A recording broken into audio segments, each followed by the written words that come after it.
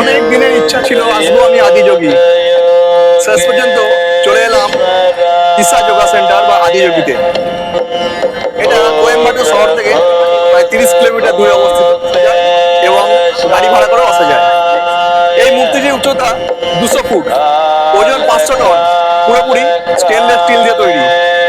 সদ্গুরু জগদীশ বাসুদেব এটি প্রতিষ্ঠা করেছিলেন। পশ্চিমঘাট পর্বতের কোলে অপূর্ব প্রাকৃতিক পরিবেশে এই মূর্তিটি তৈরি করা হয়েছে।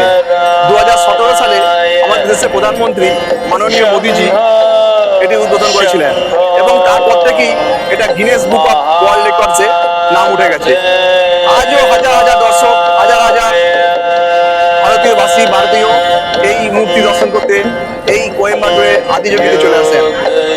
আপনারা দেখুন কি সুন্দর মূর্তি, অপূর্ব সুন্দর এই আদিযোগী বা ইসা যোগা সেন্টার।